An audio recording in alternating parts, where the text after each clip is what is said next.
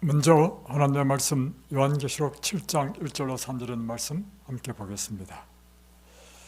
이일 후에 내가 내 천사가 땅 내 모퉁이에 선 것을 보니 땅의 사방의 바람을 붙잡아 바람으로 하여금 땅이나 바다에나 각종 나무에 불지 못하게 하더라. 또 봄에 다른 천사가 살아계신 하나님의 인을 가지고 해 돋는 데로부터 올라와서 땅과 바다를 해롭게 할 권세를 받은 네 천사를 향하여 큰 소리로 외쳐 이르되 우리가 우리 하나님의 종들의 이마에 인치기까지 땅이나 바다나 나무들을 해하지 말라 하더라. 저희들이 이번 주에 휴가를 갖고 있죠. 이번 주에 여러 가지 일이 있었습니다. 특별히 우리가 쉬면서 그동안 마무리하지 못했던 요리책을 다 마무리하고 또 시조사에 가서 우리 편집하는 디자인 과장님과 함께 이제 의논도 하고 모든 자료를 다 넘겼습니다. 디자인이 끝나고 이제 책이 출판되기까지는 그래도 몇 달이 걸린다고 하니까 앞으로 한 두세 달 후에는 우리가 기다렸던 요리책이 나올 것 같습니다. 이번 주에 제가 경험한 일 가운데 특별히 저에게 인상적인 것은 두 가지였습니다. 첫 번째는 전남 순천에 사시는 한 분으로부터 전화를 받았습니다. 이분은 날마다 유튜브로 우리 방송을 들으시는 분이신데 지난 방송에 큰 은혜를 받은 것 같습니다. 전화를 하셔서 이분이 특별히 선교 차량 헌금을 하시겠다고 이렇게 전화가 왔습니다. 그러면서 하시는 이야기가 목사님 기도대로 요즘 방송을 들어보면 장기침이 거의 안 한다는 것입니다. 그리고 살도 앞으로 찌실 거라고. 그래서 제가 그거 잘 될까요? 이렇게 이야기했습니다. 하여튼 너무 감사하죠. 그래서 제가 그야말로 야감은 치지 않는 유기농으로 재배한 콩을 선물로 보내드렸습니다. 또 이번 주에 또 한 분은 이분도 날마다 유튜브로 우리 방송을 보시는 분이신데 이분은 직접 저를 만나러 찾아오셨습니다. 그리고는 신앙상담, 인생상담을 위해서 오셨는데 이분도 이제 날마다 방송을 보시면서 많이 은혜를 받고 있다고 이렇게 저한테 말씀하시면서 이분이 하시는 말씀 가운데 제가 또 은혜를 받았습니다. 무엇인가 하면 이분은 특별히 날마다 기도와 헌신의 40일이라고 하는 책이 있죠. 그 책 이름이 재림 준비를 위한 기도와 헌신의 40일이라는 책입니다. 이 책을 날마다 그가 그것을 한 챕터씩 읽고 기도하면서 성령의 침례를 간구한다는 것입니다. 그리고 이 40일을 다 끝냈는데도 불구하고 이걸 지금 한 100일째 계속해서 하고 있다는 것입니다. 한 50대 중반에 건장하신 분이신데 제가 말씀을 나누면서 제 마음에 큰 감동을 받았습니다.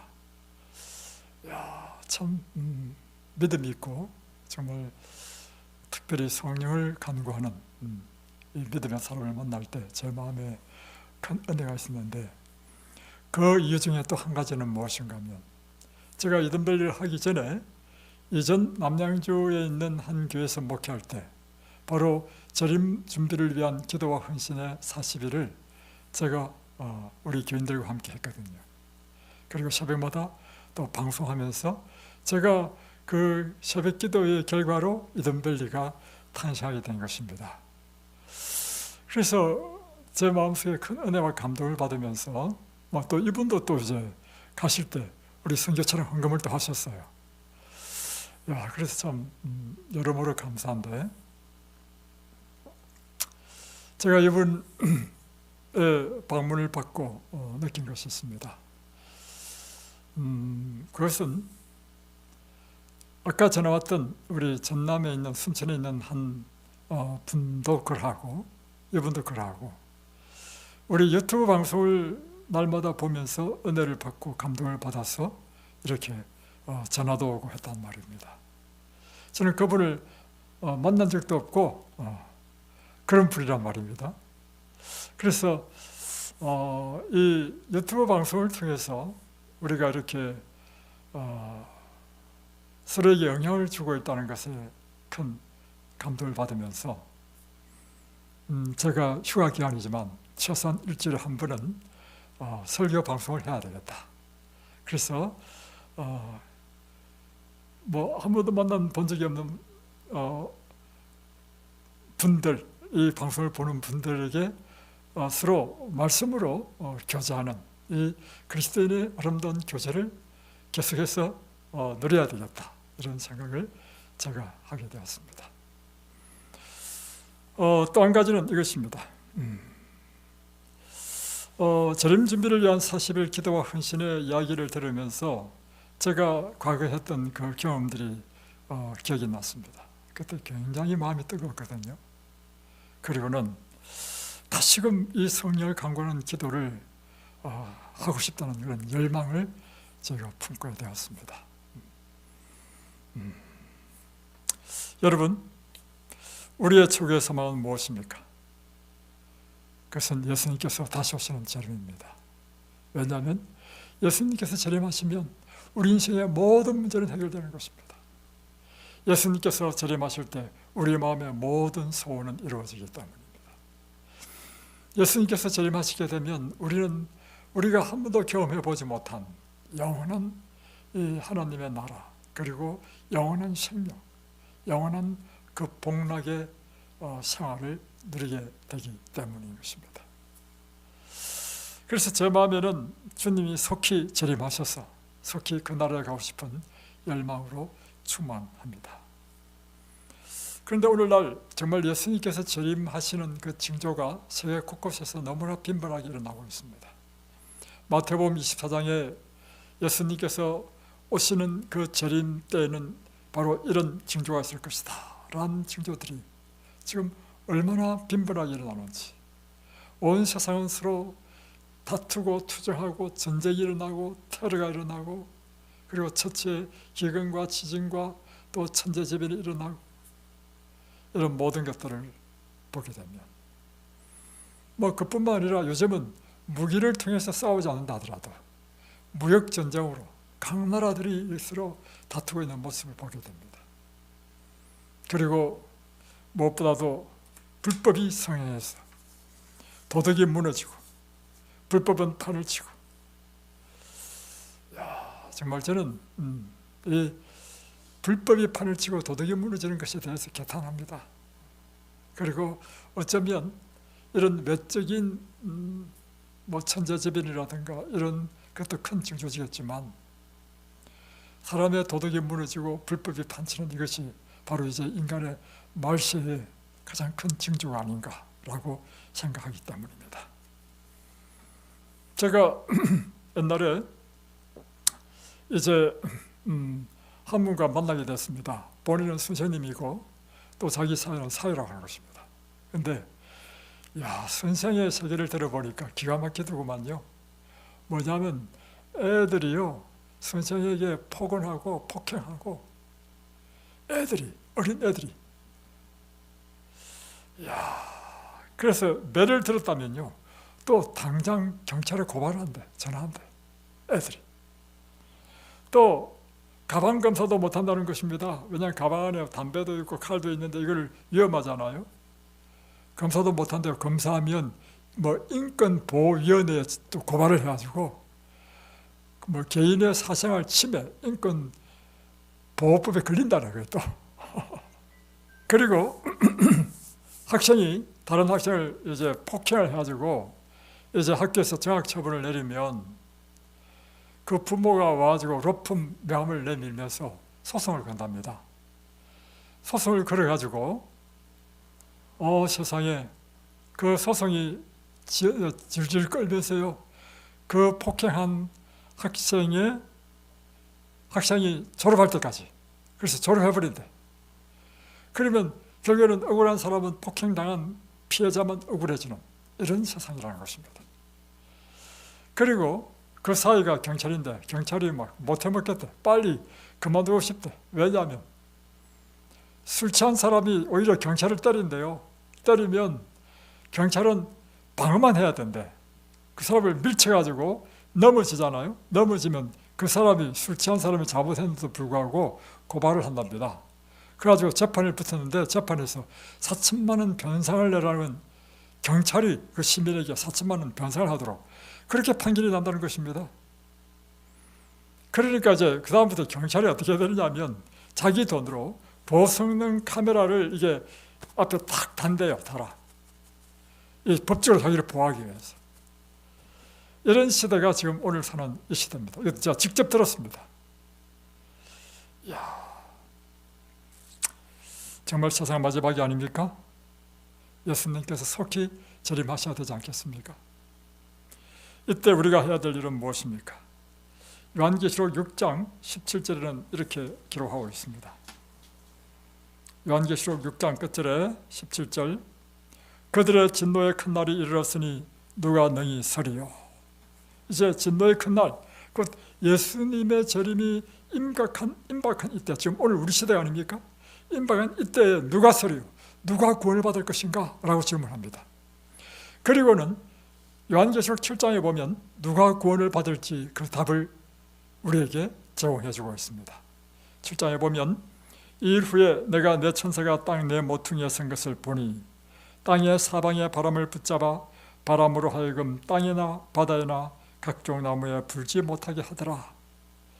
또 봄에 다른 천사가 살아계신 하나님의 인을 가지고 해 돋는 데로부터 올라와서 땅과 바다를 해롭게 할 권세를 받은 내 천사를 향하여 큰 소리로 외쳐 이르되 우리가 우리 하나님의 종들의 이마에 인치기까지 땅이나 바다나 나무를 해하지 말라.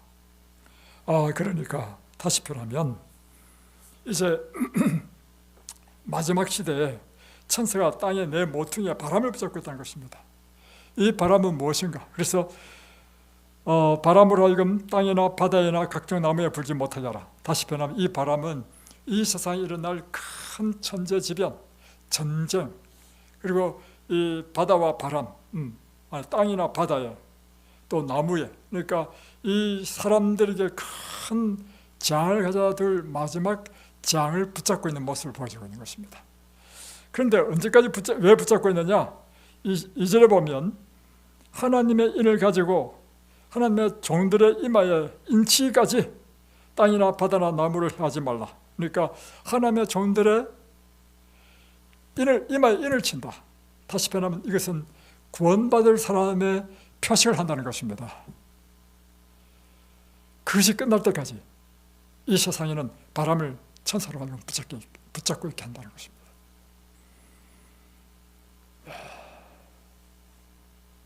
그러니까 마지막 때 구원 얻는 사람은요, 하나님의 인을 이마에 맞은 사람이고, 오늘 이 시대는 어떤 시대인가? 바로 성경 예언상 다니엘 8장 14절에 2300주야까지니 그때야 성소가 정결하게 함을 입으리라. 다시 표현하면 2300주야의 그 예언이 끝나면 이제 이 세상을 심판하실 심판의 때가 시작됐다는 것입니다. 그 심판의 때가 예수님께서 하늘 성소에서 하늘 지성소로 들어가는, 지성소에서 하는 일이 뭐냐면 누가 구원을 받을지 누가 멸망받을지를 결정하는 것이 지성소에서 대속제를 하는 일 아닙니까? 바로 이 사업이 요한계시록 7장에는 어떻게 표현되고 있냐면 구원받을 사람의 이마에 인치는 사업으로 지금 표시되는 것입니다. 그럼 오늘 우리는 지금 하나님의 일을 받아야 되는 그때인 것입니다. 오직 하나님의 일을 받은 자만이 그리스도의 재림에 구원을 받을 것입니다. 제가 참 재미있는 걸 보게 됐는데 제가 옛날 살던 그 집에 앞에 보면 산이 있어요. 근데 이 산에 나무가 빽빽해요. 그래서 때로는 나무가 너무 많아가지고 저 나무를 좀 쳐내면 좋겠다는 생각을 했어요. 그런데 어느 날 산림청 직원 같아. 산림청 직원들이 와가지고요. 뺑기통을 들고 와가지고 페인트로 이 나무에 태를 이렇게 표시를 해. 노란 색깔이죠, 그죠? 그리고 그 다음에 며칠 후에 또 인부들이 잔뜩 와가지고는 나무를 뱉는데요. 참 놀라운 걸 보게 됐습니다. 페인트로 표시한 나무를 제외한 나머지 나무는 다 베어버려. 자, 그걸 보고 느끼겠어요. 야, 나무도 이를 맞아 살아남는구나. 여러분도 여러분의 이마에 이를 맞아야 됩니다. 지금 하나님의 천사가 여러분의 이마에 인을 치고 있습니다. 여러분이 이를 맞지 않으면 그 나무가 이 표시 안 된 나무는 다 배임을 당한 것처럼 예수님 재림 때 다 멸망한다는 것입니다.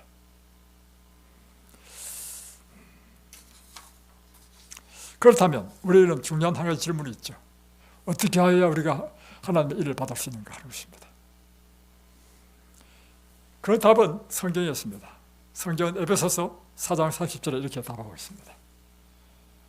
에베소서 4장 30절에 보면 하나님의 성령을 근심하게 하지 말라. 그 안에서 너희가 구원의 날까지 인치심을 받았느니라. 그러니까 지금 성령께서 우리 이마에 인을 친다는 것입니다. 다시 표현하면 성령에 의해서 인치심을 받는다는 것입니다. 그러므로 성령의 침례를 받은 사람이 이 하나님의 일을 받은 사람이라는 것입니다. 매일 우리의 삶을 그리스도께 드리고 내가 그리스도 안에, 그리스도께서 내 안에 사는 삶을 살 때, 우리는 지속적으로 이러한 삶을 살 때 우리는 하나님의 인을 받고 그리스도의 재림을 준비한다는 것입니다. 성령의 인치심을 받아야 돼. 이것이 에베소서 4장 30절에 보면 하나님의 성령을 근심하게 하지 말라 이 표현이 있는 거 보면 어떤 뜻이냐면 인치심을 받았는데 이 인치심이 영원하지 않다는 것입니다. 성령의 인치심을 받은 사람이라 할지라도 성령을 떠나서 다시금 죄 가운데 살게 되면 성령이 근심하게 되고 이 인치심은 없어진다는 것입니다. 그러므로 이 성령의 침례가 우리의 삶 가운데 지속적으로 이루어져야 된다는 것입니다.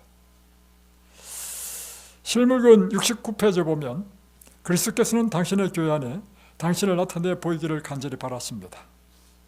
그리스도의 품성이 그분의 백성들 속에 완전하게 재현될 때 그분은 당신의 것을 찾으시려고 이 땅에 강림하실 것입니다. 그러니까 여기서는 뭐라고 했냐면 예수님께서 재림하실 때 당신의 것을 찾으러 오신다 했는데 누가 당신의 것이냐? 예수님의 품성이 그분의 백성의 속에 완전하게 재현된 사람이 당신의 것이다. 그러니까 다시 한번 연결해보면 하나님의 입맞은 사람은 성령의 인침을 받은 것이고 성령의 인침을 받은 사람은 그 안에서 그리스도의 품성이 재현되는 사람이다. 맞죠? 결국에는 무엇을 의미하냐면 우리가 그리스도의 삶으로서 날마다 성령의 침례를 필요로 하는 이유는 무엇인가 하면 날마다 성령께서 우리 속에 역사하셔서 우리를 변화시키시고 우리로 하여금 예수님의 그 온전하신 품성으로 날마다 변화되는 삶을 사는 사람, 이 사람이 하나님의 입맞은 사람이라고 하는 것입니다.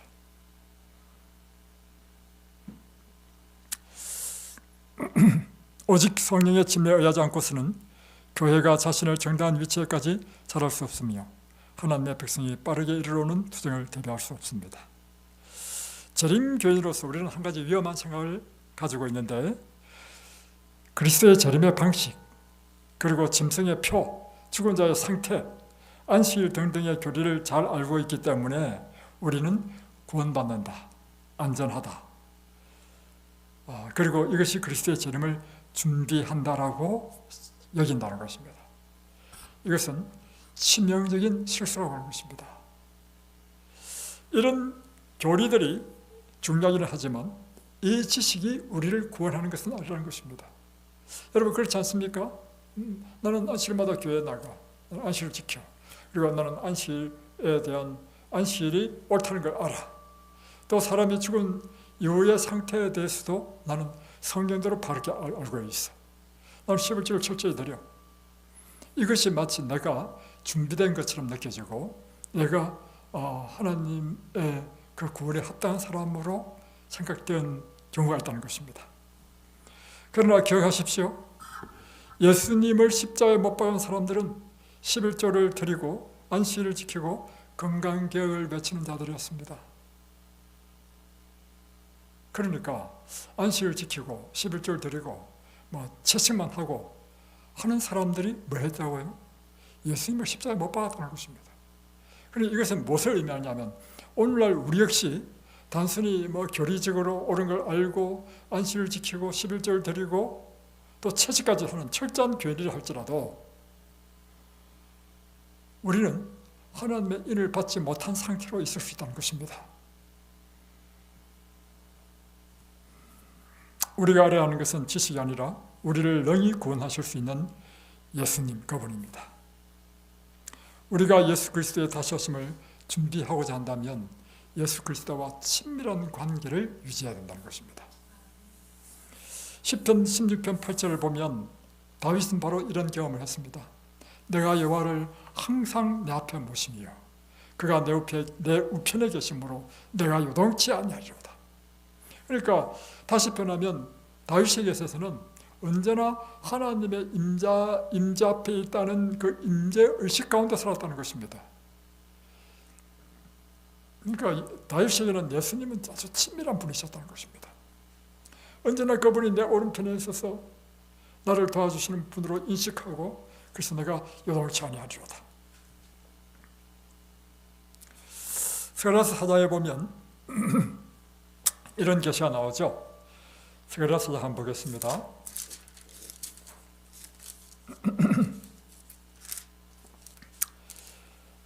보면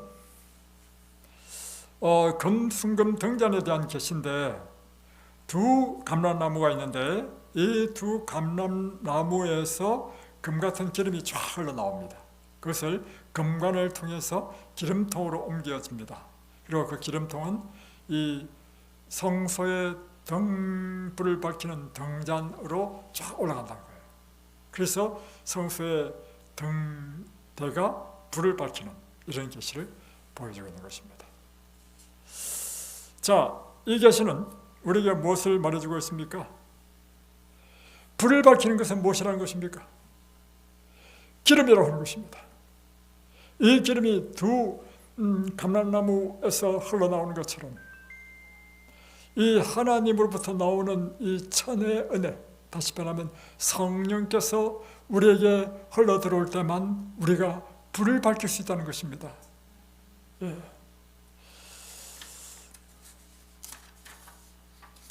그래서 스가랴서 4장 6절을 보면 만군의 여호와께서 말씀하시되 이는 힘으로 되지 아니하고 능으로 되지 아니하고 오직 나의 신으로 되느니라.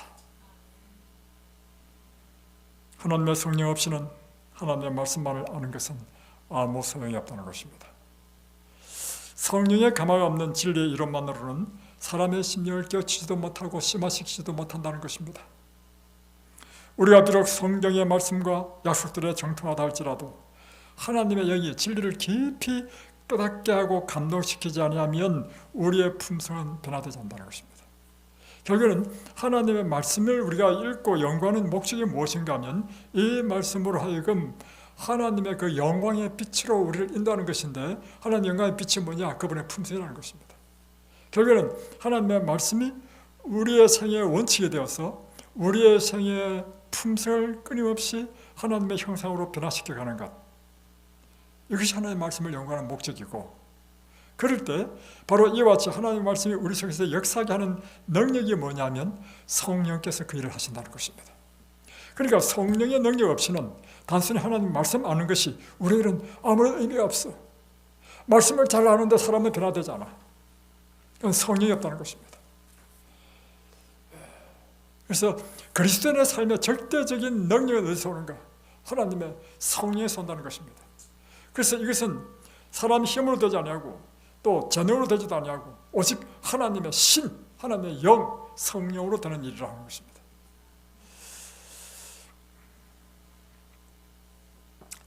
그래서 이제 예수님께서 이제 마태복음 24장에 재림의 정죄에 대해서 말씀하시고 마태복음 25장에는 이 재림을 준비하는 방법으로 세 가지 비유를 들잖아요. 그 첫 번째 비유가 열처녀의 비유입니다. 열처녀의 비유를 한마디로 딱 표현하면 성령의 기름을 준비한 사람과 성령의 기름을 준비하지 않은 사람으로 딱 대비된다는 것입니다. 누가 구원을 받는다는 것입니까? 성령의 기름을 준비한 슬기로운 처녀는 구원을 받고, 기름을 준비하지 않는 성령이 부재한 자는 결국에는 그 마지막 때 구원을 받지 못한다는 것입니다. 그래서 이 미리라는 처녀는 어떤 처녀인가? 그는 그냥 무식한 사람이 아니에요. 두 처녀 다 어디 안에 있냐면 교회 안에 있는 사람을 말하는 것입니다. 그래서 미리라는 처녀는 특징을 한번 쭉 적어봤습니다. 진리를 존중하고 옹호한 사람이었습니다. 그리고 진리를 믿는 사람에게 매혹되었습니다. 그러나 문제는 저희는 진리의 성령의 역사에 순종하지 않았다는 것입니다. 성령께서 우리 역사하시죠? 여러분은 어떻게 역사합니까? 우리의 죄를 깨닫게 하죠. 그래서 우리는 회개로 이끄는 것이 성령께서 하시는 일이고, 또 성령께서 우리에게 딱 비춰주는 것이 뭐냐면 우리의 품성에 모나고 잘못된 것을 비춰주잖아요.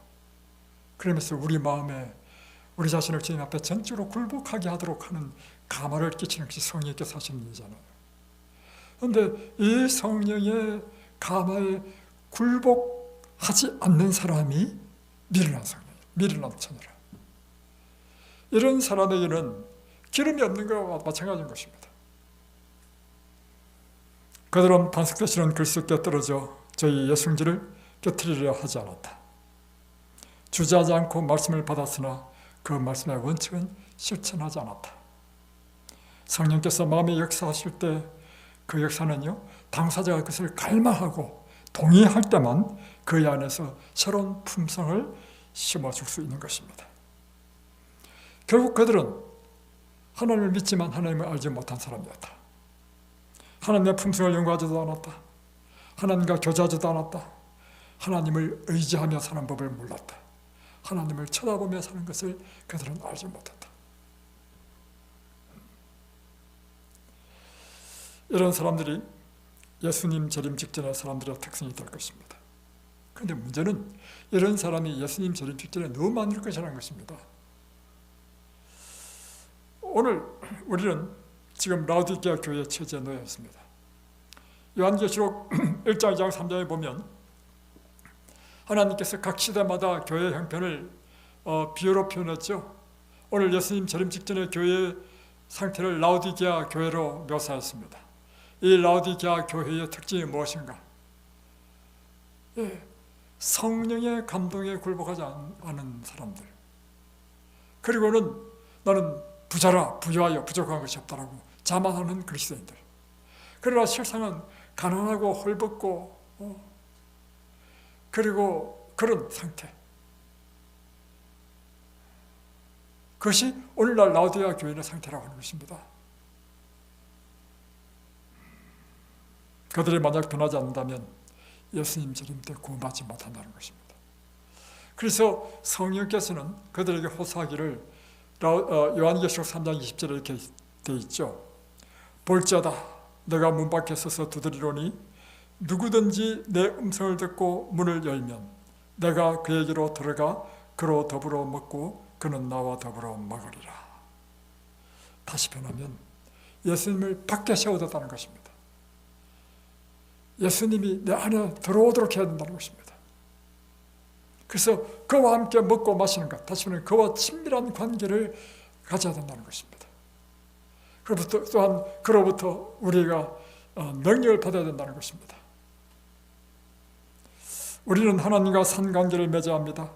우리는 좀 더 높은 표준에 도달하기 위해 성령의 침례를 위하여 침례를 통해 위에서 내려오는 능력으로 얻어야 합니다. 우리가 어떻게 해야 된다고요? 성령의 침례를 받아서 위에서 내려오는 능력을 받아야 된다는 것입니다. 이는 다른 방법으로는 이런 도움을 얻을 수 없기 때문입니다. 성령의 침례를 받으라는 것입니다. 계속하여 반복하여 지속적으로 새롭게 날마다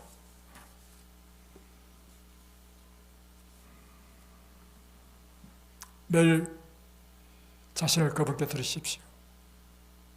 성령의 침례를 받는 방법입니다. 날마다 자신을 그분께 드리십시오. 날마다 주님께 자신을 헌신하는 기도를 드리십시오. 그리고 그분과 친밀한 관계를 맺으십시오. 그분이 내 안에, 내가 그분이 내 안에, 내가 그분 안에 있는 경험, 언제나 그분의 말씀 안에서 사는 경험을 하게 해야 된다는 것입니다. 그리고 성령께서 우리의 삶을 비추시고 우리의 죄를 보여주시고 또 고쳐야 될 것을 보여주실 때 우리는 반석 대신 그리스도 위에 떨어져 깨어지는 경험, 자신을 굴복하는 경험, 그 경험을 해야 되는 것입니다. 그리고 날마다 성령의 침례를 하나님 앞에 간구하십시오. 하나님께서는 구하라, 찾으라, 두드리라. 구하는 자마다 얻을 것이요, 찾는 자가 찾을 것이요, 두드리는 자에게 문을 열릴 것이다 라고 하시면서 하시는 말씀이 구하고 찾는 자에게 가장 좋은 선물 성령을 내게 주시지 않겠느냐 라고 약속하셨습니다. 이제 마지막으로 이 성령의 충만함을 받은, 성령의 침례를 받은 사람은 빛을 이 세상에 비추라고 하는 것입니다. 그리스도를 따르는 자들은 성령을 통하여 어두운 세상에 빛을 비추는 자인 것입니다. 빛이란 무엇인가? 나는 세상에 빛을 하신 예수님, 그분이 우리의 빛인 것입니다.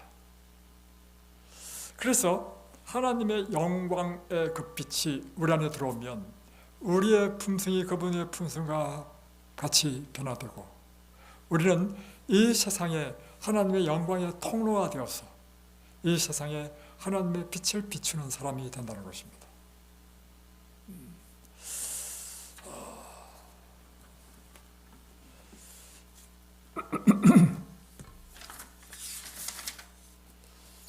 이 세상을 듣고 있는 어두움은 하나님께 대한 오해의 어두움입니다. 사람들은 하나님의 품성에 대한 지식을 잃어버리고 있습니다. 하나님의 품성은 잘못 이해되고 그렇게 해석되고 있습니다. 이러한 때에 바로 하나님의 백성들이 지내야 될 것은 하나님의 품성에 대한 기별을 전하는 것입니다. 이것이 하나님의 영광의 빛인 것입니다. 그분의 인자심, 긍휼하심, 그분의 사랑, 진리의 빛. 그래서 이 세상의 빛을 마지막 자비의 빛은 곧 세상에 전파되어야 될 마지막 긍휼의 기별, 곧 하나님의 사랑의 품성을 드러내는 것인데 이것은 바로 하나님의 자녀를 통해서 이 세상에 드러내야 될 빛인 것입니다. 이 빛은 무엇으로 나타나나요? 결국에는 우리의 말과 품행, 우리의 선행으로 그것이 나타난다는 것입니다. 그래서 마지막 때 성령의 침례를 받은 사람이 하나님의 품성으로 변화되고 이 세상에 빛이 되는 것은 하나님의 백성이 성령으로 하나님의 형상으로 변화되고 또한 우리의 생애를 통해서 예수님께서 이 땅에 하셨던 그 사역, 곧 가난한 자에게 복음을 전파하고 눌린 자를 자유케 하며 은혜를 전파하는 그 사명을 하신 것처럼, 그리고 예수님께서 이 땅에 바로 그러한 자비의 삶을 사신 것처럼 오늘 우리가 바로 그와 같은 일을 해야 되는 것이 우리가 하나님의 백성이 해야 될 일이다. 지금은 2300주가 지난 조사심판의 기한입니다. 하나님의 백성의 이마에 인을 치는 시기입니다. 이 인을 치는 기간을 그래서 우리는 은혜의 기간이라 하는 것입니다. 이 은혜의 기간이 끝나면 이제는 최후의 큰 시련이 오게 되고 마지막 사건들이 신속하게 진행될 것입니다. 그리고 예수님께서 속히 재림하실 것입니다. 오늘 우리는 이 은혜의 기간에 하나님의 성령의 침례를 받아야 한다는 것입니다. 날마다 우리 자신을 그분께 드리고 그분과 친밀한 관계를 맺고 또 그분의 영광의 빛으로 우리의 품성이 날마다 그분의 품성으로 변화되고 우리를 통하여 하나님의 영광이 나타나는 통로가 되는, 그래서 우리가 이 세상에 선행, 아름다운 선한 행실로 이 세상에 빛을 비추는 자가 되는 것, 이것이 오늘 우리의 사명이라고 믿습니다. 여러분, 하나님의 일 받기 위하여 날마다 성령의 침례를 받게 되시기를 바랍니다. 기도하겠습니다.